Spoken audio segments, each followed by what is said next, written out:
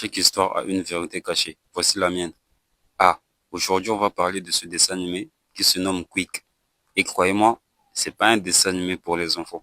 Non mais en vrai, si vous laissez vos enfants regarder ce genre de dessin animé, alors vous êtes des... Bon, je parle pas plus, voici les images. C'est pour les enfants.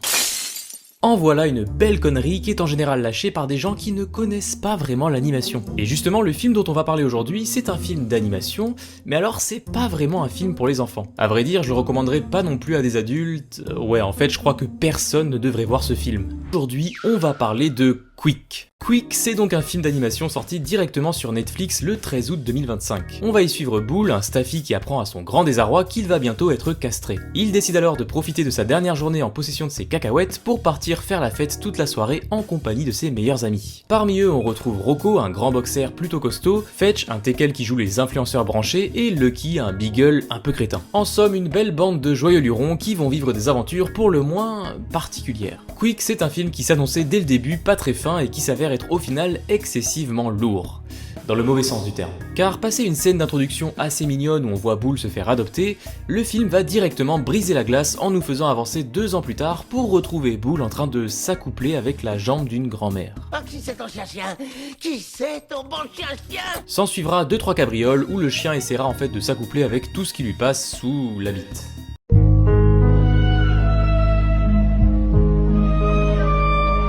Cette deuxième scène donne le ton et autant vous dire que ça sera ça pendant tout le film. Et si le pitch un peu marrant pouvait prêter à sourire, on tombe assez vite dans les travers d'un Sausage Party version canidé. L'humour gras dans une certaine mesure, ça peut être drôle. Si c'est bien fait, que ça amène à des blagues un minimum inventives et que c'est pas trop redondant, ça peut complètement marcher. Mais ici, tout est complètement gratuit. Les personnages n'ont presque pas un échange sans être vulgaire, on voit des boules et des anus toutes les 5 secondes, on voit beaucoup trop de sexe et des animaux, c'est bizarre putain. Tout ça pour un film qui n'est donc pas si marrant et qui ne raconte pas grand chose. Et même si le réalisateur a certifié en interview que ça n'est pas qu'une question de couilles, bah ces dernières sont quand même bien montrées tout au long du film. Je veux dire, il y a un moment où ça devient carrément des personnages à part entière. Alors oui, le film se veut être un gros délire général et certaines scènes assument ce côté too much, mais encore une fois, c'est jamais très drôle. La seule chose que je peux sauver dans ce film, c'est son animation. À l'heure où les grands studios ne jurent que par la 3D, c'est quand même rafraîchissant de revoir un peu d'animation traditionnelle. C'est vivant, c'est coloré et ça a un certain charme qui peut nous rappeler les dessins animés de notre jeunesse. Juste le style d'animation, hein. Avec ça, le ton du film invite bien sûr à l'exagération, ce qui fait en général plutôt bon ménage avec l'animation 2D. Les designs des personnages sont sympas, mais un peu trop simples à mon goût, ce qui fait qu'aucun personnage n'est vraiment mémorable. Mention spéciale quand même à Sterling, un barzoi pédant qui sait se montrer particulièrement détestable. Mais ouais, à part ça, y a pas grand chose à sauver du naufrage. Ni l'histoire, ni l'humour, ni les personnages. Ce film est, à mon humble avis, un caca.